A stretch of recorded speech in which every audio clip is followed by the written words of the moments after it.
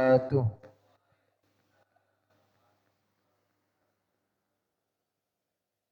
بسم الله الرحمن الرحيم. الحمد لله رب العالمين، والصلاة والسلام على أشرف الأنبياء والمرسلين، سيدنا وحبيبنا وشفيعنا ومولانا محمد وعلى آله وصحبه ومن اتبع هداه ووالاه إلى يوم الدين. إن أصدق الحديث كتاب الله، وخير الهدي هدي النبي محمد صلى الله عليه وسلم. سبحانك لا علم لنا إلا ما علمتنا إنك أنت العليم الحكيم. رب اشرح لي صدري ويسر لي أمري واحلل عقدة من لساني يفقه قولي. أما بعد، yang saya hormati para ulama, para asatidz, para guru, bapak-bapak jamaah musholla Nur Rahman yang saya hormati, Ketua DKM Musholla Nur Rahman yang saya hormati, dan juga ibu-ibu yang saya hormati. Alhamdulillah, kita bersyukur kepada Allah Subhanahu wa taala. Kita telah menjalankan dan menunaikan ibadah salat maghrib berjamaah. Semoga ibadah kita diterima oleh Allah Subhanahu wa taala.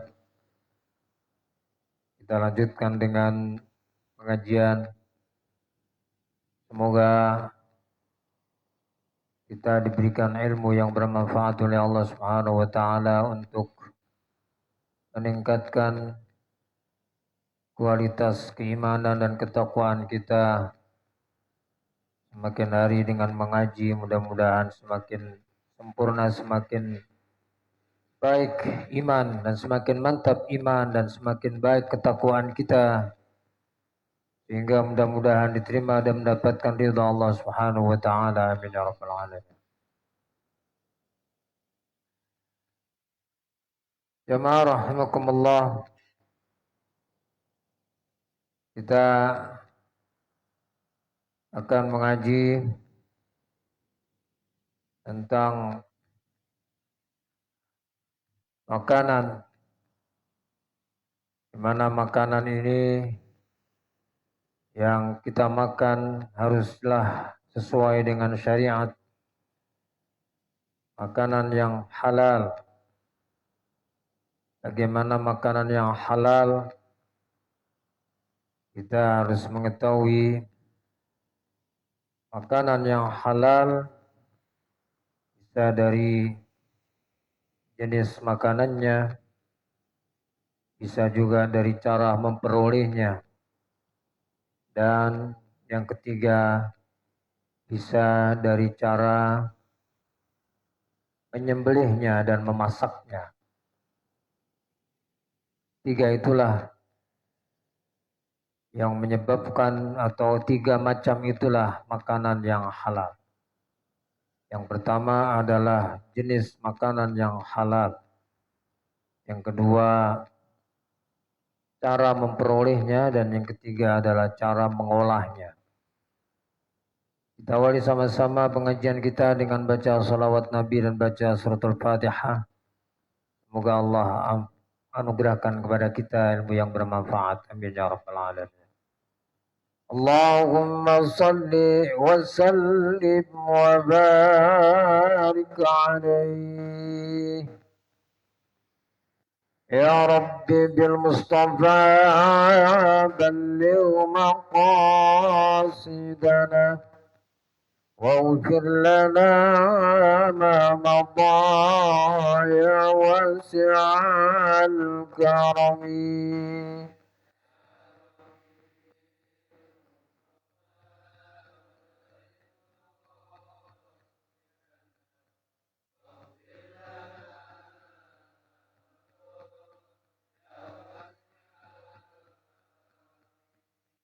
مولاي صل وسلم دائما أبدا على حبيبك خير الخلق كلهم.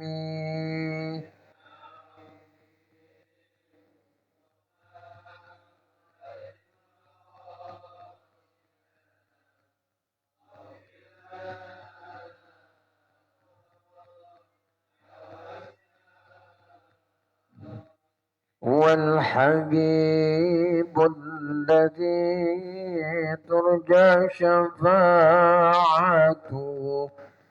لكل عول من الأهوال مقتحمين.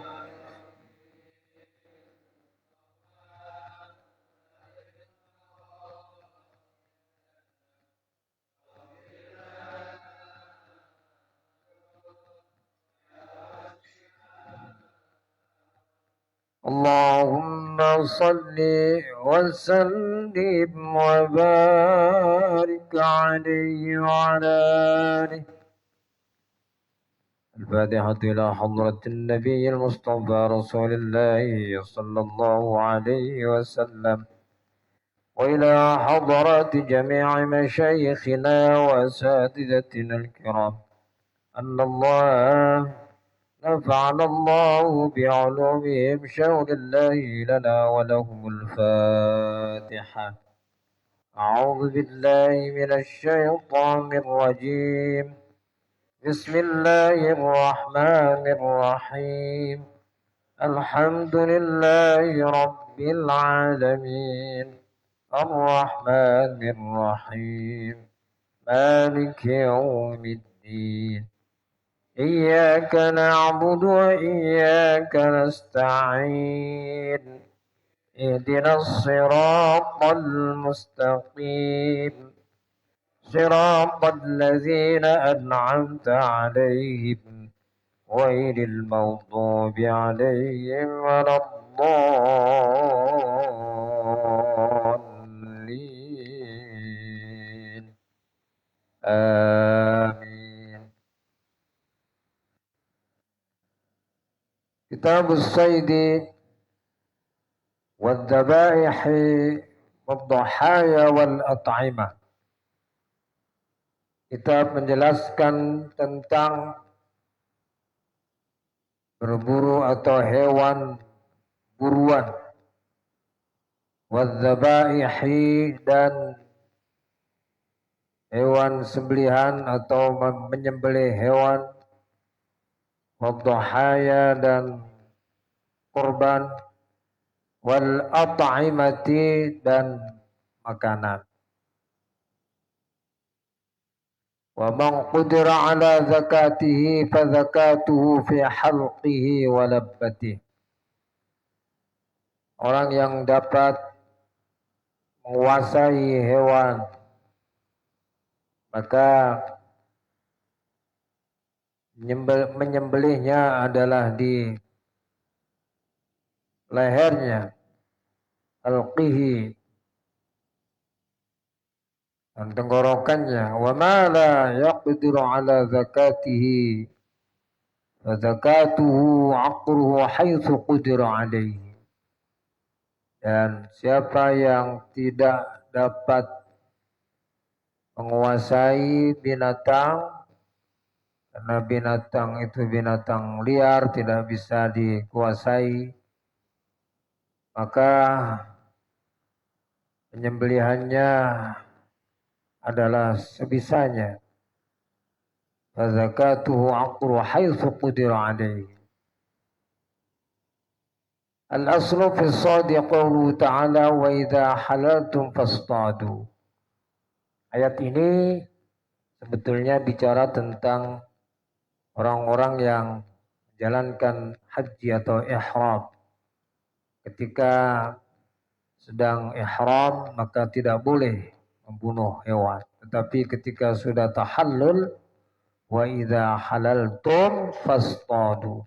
Jika sudah tahallul maka silakan untuk berburu hewan. Di sini perintah. Yang perintah itu secara umum dimaknai wajib, tetapi di dalam ayat ini tidak dimaknai wajib. Ulama usul memberikan satu pedoman bahwa al-amru lil wujub illa ma dalla dalilun ala adami wujubi. Setiap perintah di dalam Al-Quran itu aslinya pada dasarnya adalah menunjukkan wajib. Kecuali ada qarinah, ada ayat-ayat yang lain yang menunjukkan bahwa amar itu atau perintah itu tidak wajib. Seperti di dalam ayat ini, walaupun menggunakan fi'il amar, tetapi tidak diartikan dengan perintah. Tidak perintah yang wajib, tetapi di sini adalah perintah ibahah, diperbolehkan. Li'annahu amrun ba'da tahrim. Ini kajian bahasa sebetulnya, kajian bahasa. Kenapa amar di sini tidak menunjukkan wajib? Karena perintah di sini adalah adanya setelah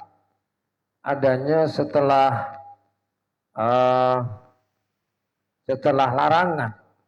Jadi kalau perintah itu setelah larangan, maka bisa dimaknai perintah itu perintah yang tidak wajib. Nah, itu.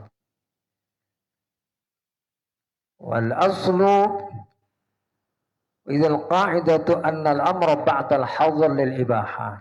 Jadi ulama fikih sudah merumuskan metodologi tentang pengambilan hukum. Jadi ulama fikih itu tidak sembarang di dalam mengkaji Al-Quran dan hadis. Banyak hadis-hadis yang harus diambil hukumnya dan berbagai macam hadis yang serupa. Maka tidak mudah di dalam memahami hadis. Termasuk hadis yang terkait dengan kurban. Bermacam-macam hadis yang kita kalau tidak bisa memahami, maka bisa salah di dalam mengambil kesimpulan. Wal aslu fi dzaba'ih qauluhu ta'ala. Asalnya di dalam sembelihan itu adalah uhilla lakum at-thayyibat wa yuharrimu 'alaihimul khaba'ith. Allah halalkan bagimu hal-hal yang baik. Jadi ulama juga merumuskan satu kaidah bahwa pada dasarnya semua yang ada di dunia ini adalah halal.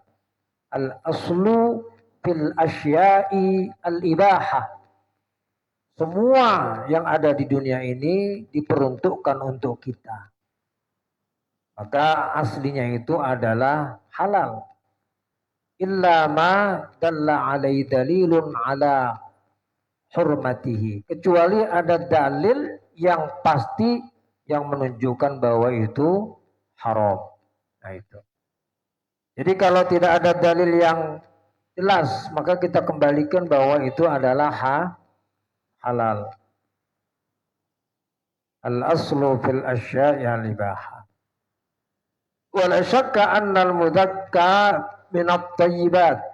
Jadi termasuk di dalam Al-Quran itu rumusannya adalah bahwa yang dianggap thayyibat oleh kita, thayyibat itu sesuatu makanan yang baik, thayyibat, maka itu halal. Maka kemudian ulama merumuskan yang tidak thayyib itu seperti apa. Yang tidak thayyib itu yang menjijikkan. Maka itu masuk dalam kategori tidak halal. Jadi uhilla lakumut thayyibat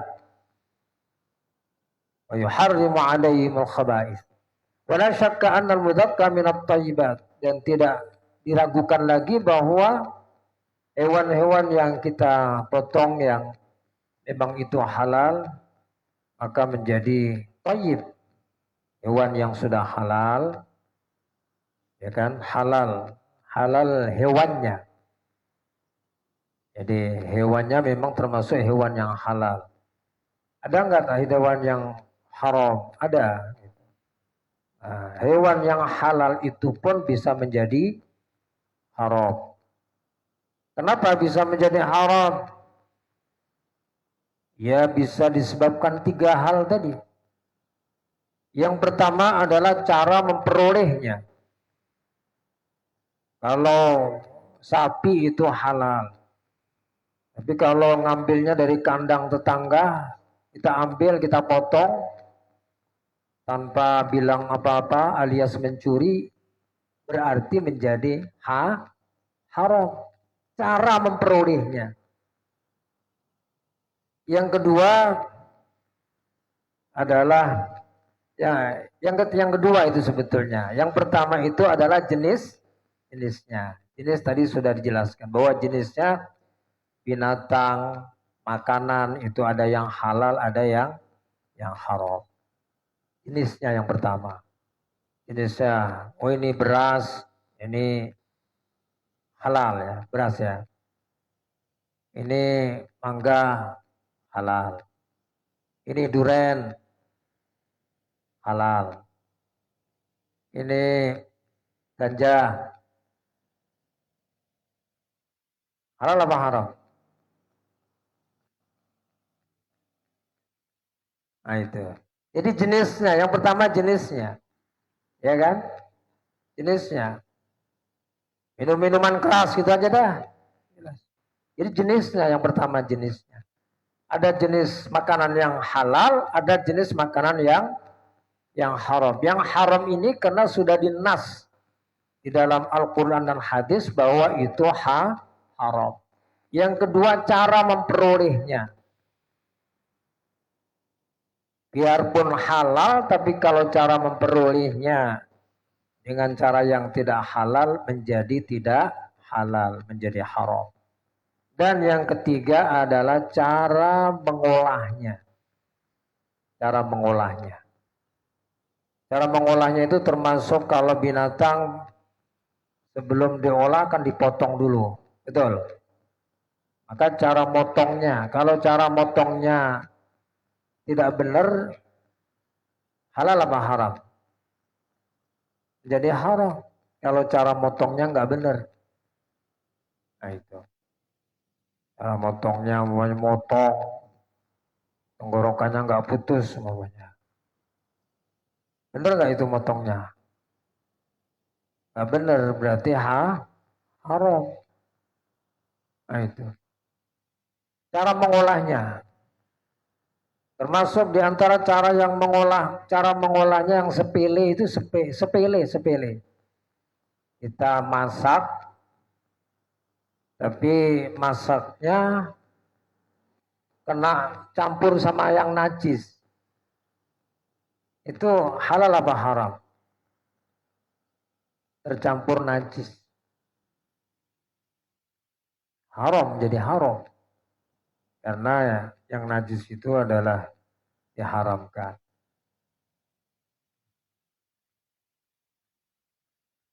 Wa amma sunnatu fakatsiratun fi dzalik. Adapun sunnah artinya hadis Nabi yang menjelaskan tentang binatang maupun makanan yang baik-baik itu banyak menjelaskan. Fakatsiratun fi dzalik. Wasanuriduha fi mahalliha insyaallah. Wa kadza nazkuru amra ad-dhahaya wal at'imah. Idza arafta hadza fal hayawanul ladzi yahillu bil zakati taratan yaqdiru ala zakatihi. Di dalam kitab Kifayatul Akhyar di sini disebutkan bahwa hewan itu kalau mau dipotong ada yang sudah memang jinak, sudah kita tundukkan. Ya, gampang aja kita motongnya. Tapi ada juga binatang sapi atau yang lain yang tidak kita kuasai alias liar.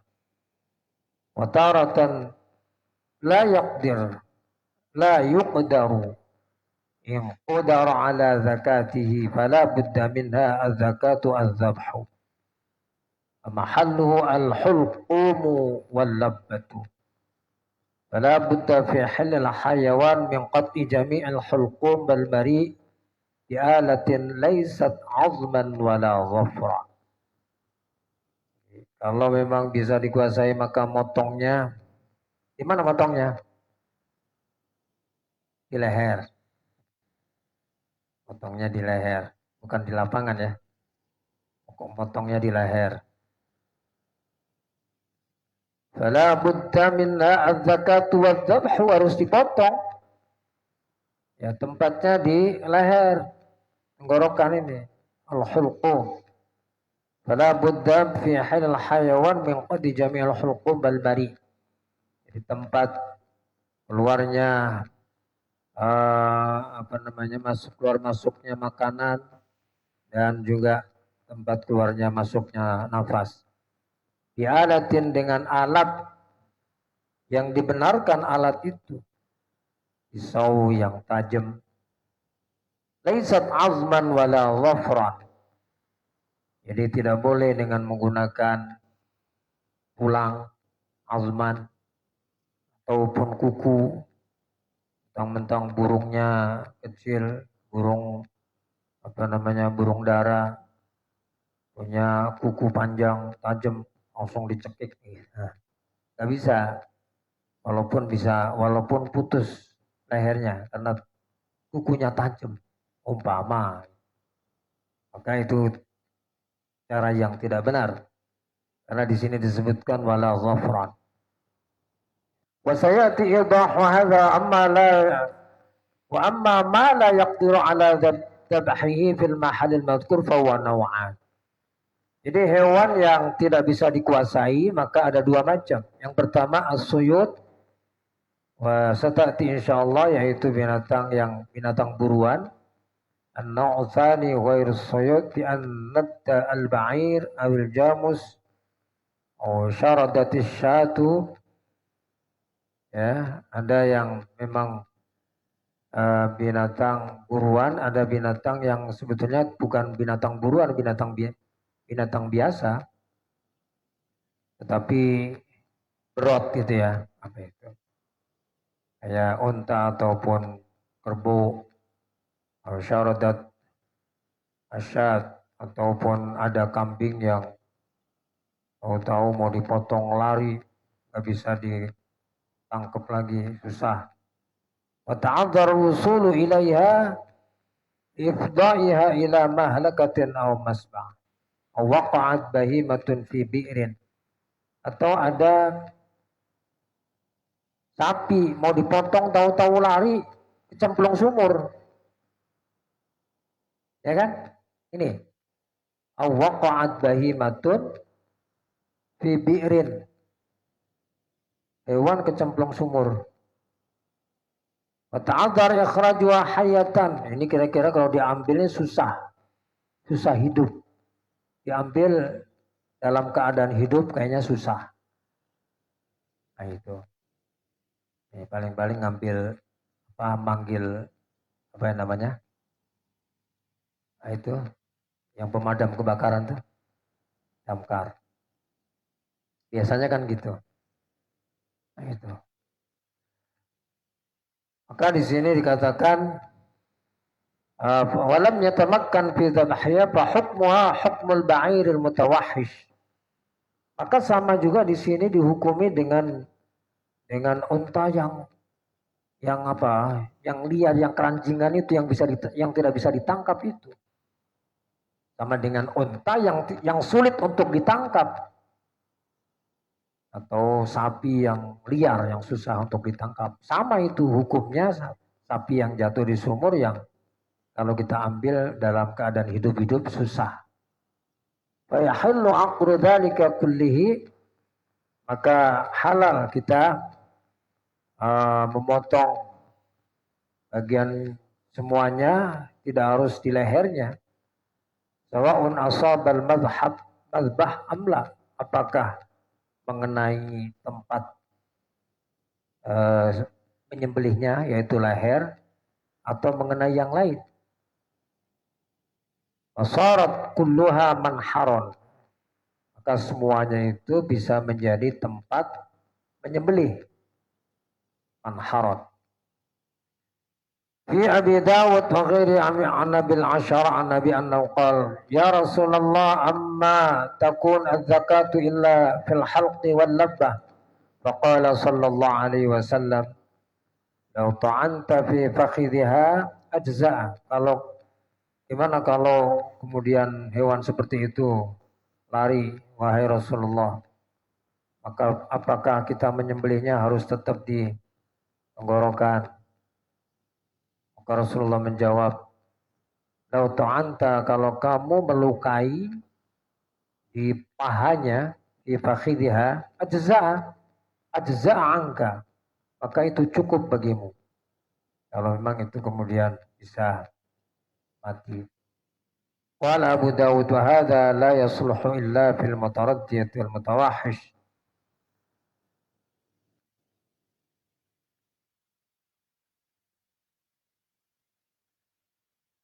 Wa hadha la yasluhu illa fil mutaraddiyati wal mutawahhish. Jadi ini tidak bisa digunakan kecuali hewan-hewan yang memang susah ditangkapnya dan hewan yang terprosok dari atas gunung ke jurang gitu ya, mutaraddiyah.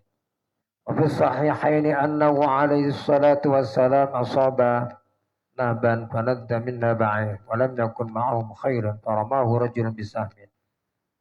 Ada juga orang yang ini nih, nanyakan tentang kuda, wa lam yakun ma'ahum khair fanadda minha ba'ir alam yakun ma'ahum khayl, mau memburu onta tapi dia nggak punya kuda untuk memburu onta, maka dia panah ontanya. Faramahu rajulun bisahmin fahabasahu ay famata. Faqala Rasulullah sallallahu alaihi wasallam inna li hadhihi al-bawa'im awabit ka awabitil wahsh. Wa fa'ala minna hadza fa'alu bihi mithla dzalik. Jadi hal demikian bisa dilakukan untuk menyembelih atau memotong hewan itu. Wa kamalud zakati arba'atu asya. Sempurnanya menyembelih. Yang penting untuk kita ketahui bagaimana cara kita mengolah hewan, termasuk awal pengolahan adalah menyembelihnya. Awal pengolahan adalah menyembelihnya. Penyembelih yang sempurna itu dengan 4 perkara. Yang pertama adalah qat'ul hulqu, yaitu memotong tenggorokan, tempat keluar masuknya nafas, wal mari, tempat keluarnya keluar masuknya makanan, wal wadajaini, dan 2 otot yang mengelilinginya, wal mujzi'u minha syai'an. Adapun yang cukup, memang ini 3 hal inilah sempurna, untuk lebih sempurnanya. Tapi minimal yang dipotong itu 2 ini, hulqum dan mari. Minimal itu, hulqum dan mari. Wal mujzi'u minna syai'an.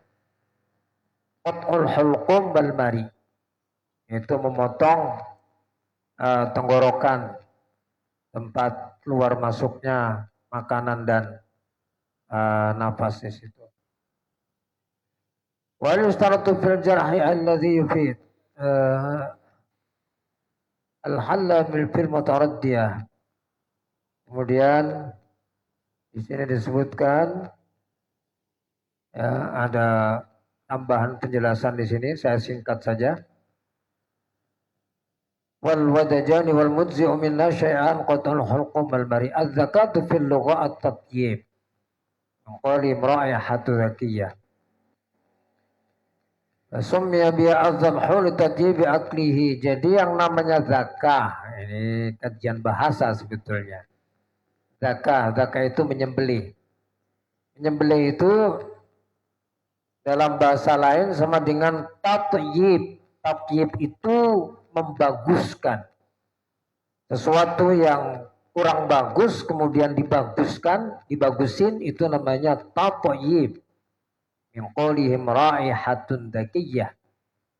Dari kata ucapan orang Arab, raihatun dzakiyah, ayat thayyibah, bau yang dzakiyah. Bau yang dzakiyah itu sama dengan bau yang thayyibah, bau yang harum, bau yang bagus. Fasummiya biha adzabhu litadhibi akti bil ibahah. Jadi memotong itu dikatakan dalam bahasa Arab itu az-zakah karena untuk supaya menjadi baik. Jadi sapi itu sudah baik, begitu dipotong menjadi lebih baik. Itu tercibi aklihi, untuk baik dimakannya. Jadi bukan dicekik, ya. Kalau sapi dicekik mati nggak kira-kira? Nah, ya kalau ayam dicekik mungkin mati ya. Tapi kalau sapi gimana nyekiknya? Umpama, ya kan? Jadi kalau dicekik mungkin kalau bisa mati ayam. Tapi itu bukan tatyib gitu loh, bukan tatyib. Ada juga pikiran orang, oh itu supaya darahnya nggak keluar. Kalau darahnya keluar berarti bagus itu. Kan ada juga pikiran begitu kan? Pikiran orang bisa begitu. Itu yang sebelah. Jadi motong hewan nggak dipotong sampai mati. Kenapa begitu? Supaya darahnya nggak keluar pak. Kalau darahnya nggak keluar bagus gitu.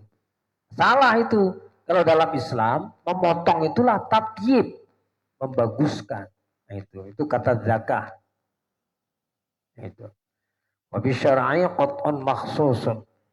Idza arafta adda zakah fi syar'i qat'un makhsus fa hadzal maqtu' taratan yakunu mu'tabaran bil fadilati wa taratan yakunu mu'tabaran bil izzah.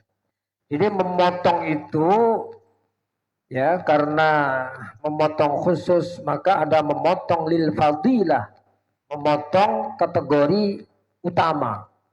Tapi ada memotong yang penting cukup.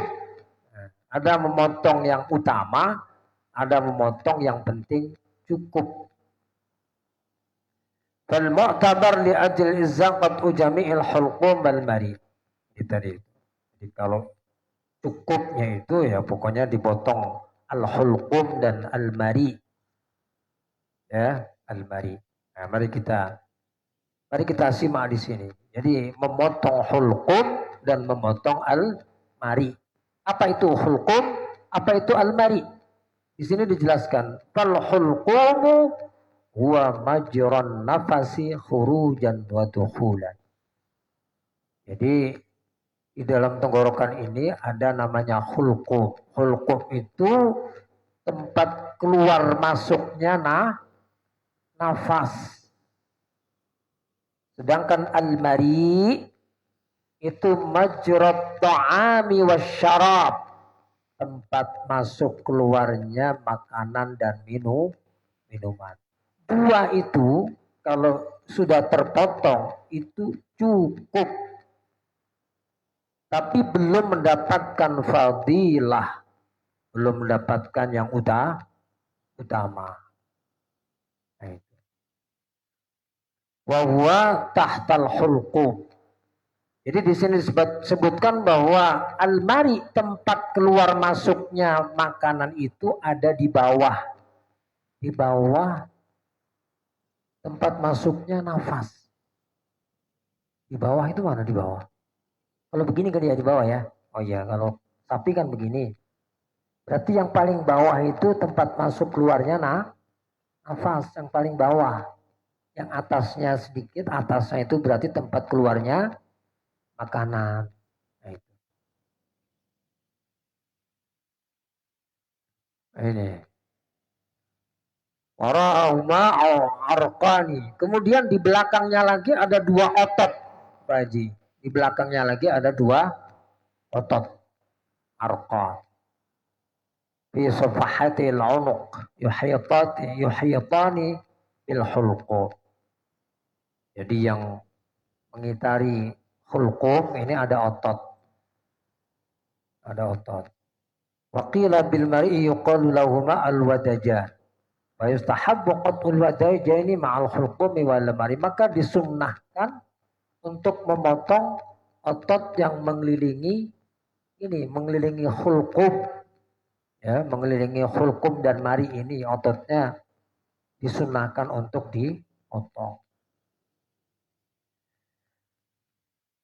Li'annahu awha wal ghalib annahuma yanqati'ani biqadil hulqum wal mari. Pada umumnya kalau kita motong begini seret gini, itu otomatis sudah kepotong. Otomatis sudah kepotong kedua otot ini. Yang penting motongnya dalam gitu kan. Kalau potongnya cuma sedikit aja nggak kepotong. Jadi kalau motongnya dalam, maka kedua otot ini insya Allah sudah kepotong. In tarakahuma jaza, kalau sampai tidak kepotong kedua otot itu jaza, maka boleh. Walau taraka syai'an yasiran minal huquri amil mari. Kalau kemudian tenggorokan, tempat nafas dan tempat makanan, mengalirnya makanan itu tersisa, tidak kepotong semua. Terus mati hewannya, mati. Padahal belum kepotong. Tempat ngalirnya nafas sama makanan ini belum kepotong, tapi mati. Maka di sini dikatakan fahuwa mayitah. Maka jatuhnya itu bangkai. Menjadi bangkai. Kalau menjadi bangkai berarti haram itu. Wa kadzala bintaha ila harakatil madbuh faqta'al matruk. Gitu ditinggal kan, udah kelojotan gitu, udah setengah mati, setengah hidup, setengah mati. Setengah hidup, setengah mati. Ditututi apa diulangi lagi, di apanya namanya? Disusulin. Nah, itu sama aja. Itu bangkai juga. Wa fi wujaihin annal yasir la yadur. Ya, memang ada sedikit dapat mengatakan yang sedikit itu tidak apa-apa. Ada pendapat begitu. Kurang sedikit nggak apa-apa. Ada yang mengatakan begitu. Ya. وقال يكفي قتل حقوق المرء لأن الحياة تفقد بوقت أحدهما. Tambihun fi bayanil hayatil mustaqirah. Sampai di sini Bapak dan Saudara sekalian, ini sebagai pembahasan awal yang nanti insya Allah kita lanjutkan lagi. Karena tentu kita tidak bisa membahas secara detail. Jadi yang jelas kita mulai bahwa kita diwajibkan untuk memakan makanan yang halal. Dan kita harus menghindari makanan yang haram. Supaya ibadah kita menjadi ibadah yang benar dan diterima oleh Allah Subhanahu wa taala. Doa kita supaya diterima oleh Allah.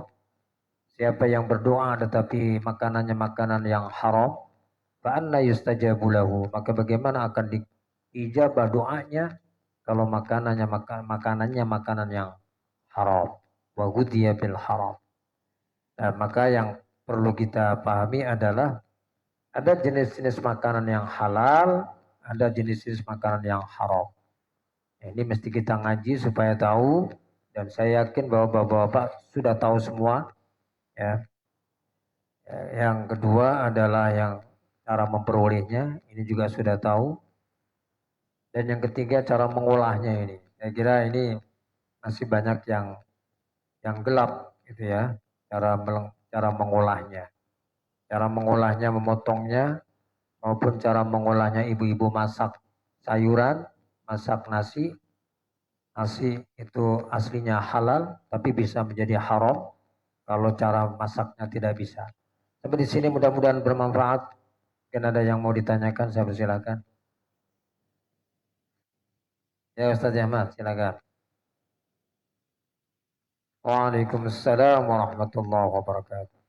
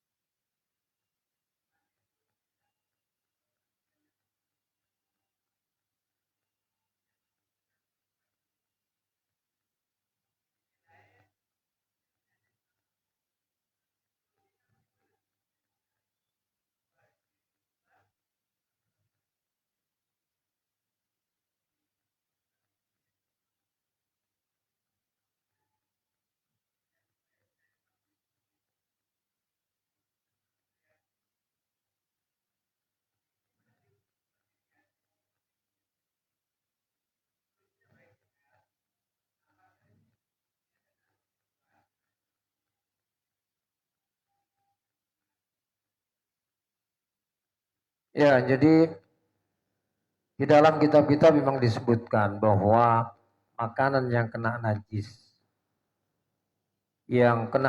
atau mutanajis itu kalau memang kita bisa buang najisnya, maka kita, maka kita buang najisnya. Kalau itu najis biasa, kayak susu kental gitu ya, atau makan-makan yang padat lah, padat bukan susu, makan yang padat. Tapi kalau memang kemudian itu encer, maka mesti dibuang karena tidak bisa disucikan. Ini analoginya ke situ dulu. Ke situ dulu. Sabar dulu Ustaz.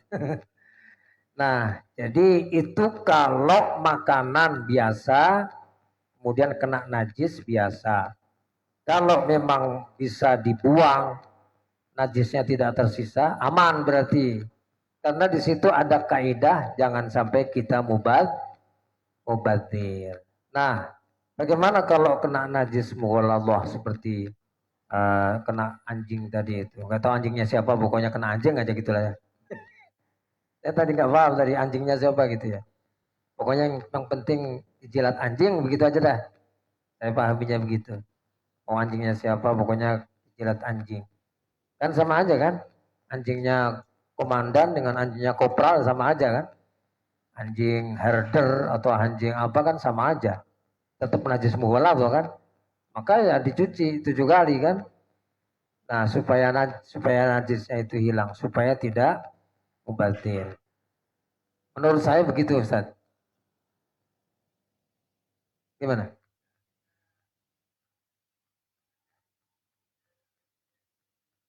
Nggak dibuang, dicuci.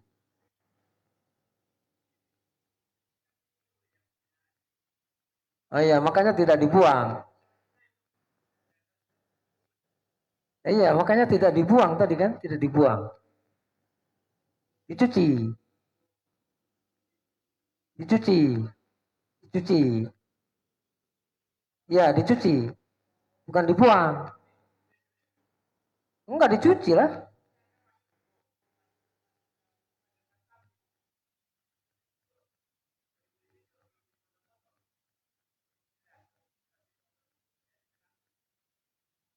Iya, jadi menurut saya kalau daging itu masih aman, Ustaz. Masih bisa dicuci.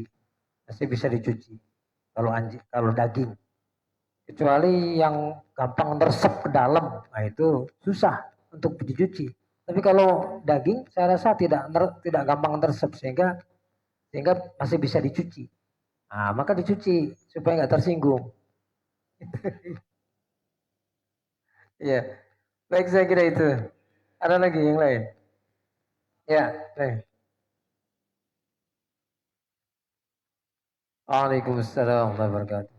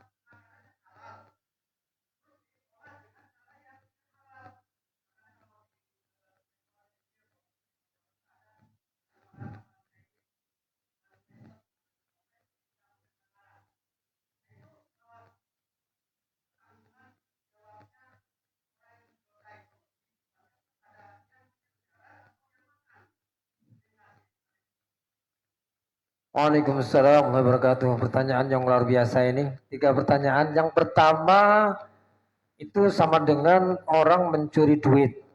Kemudian duit itu dikasih orang.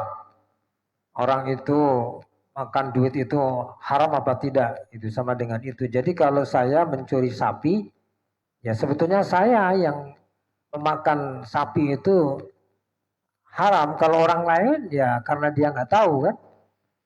Kalau kemudian sapi yang dia curi itu dikasihin ke dia potong kasih ke orang atau dikasih hidup-hidup, ya orang lain nggak tahu bahwa itu sapi curian, ya kan?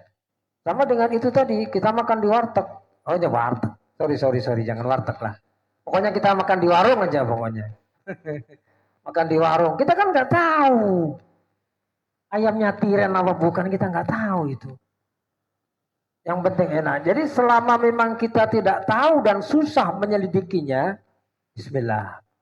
Halal. Itu. Jadi itu.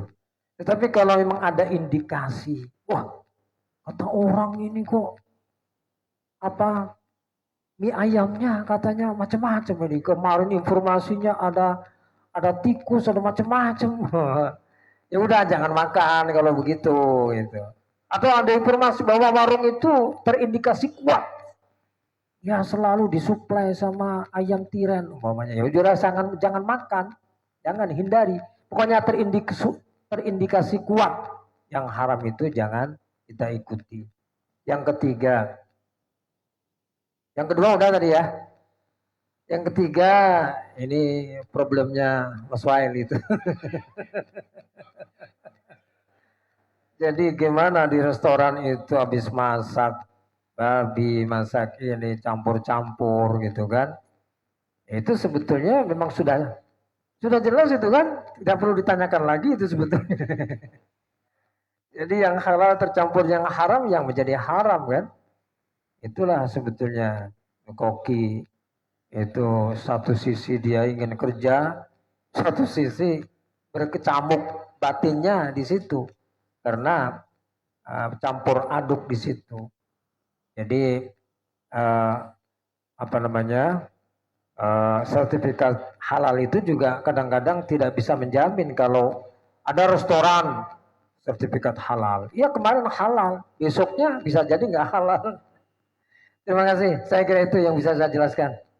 Mudah-mudahan kurang jelas, nanti bisa sambil ngopi kita bisa bermudzakarah lagi. Adanallahu wa iyyakum ajma'in wal anfa binkum. Assalamualaikum warahmatullahi wabarakatuh.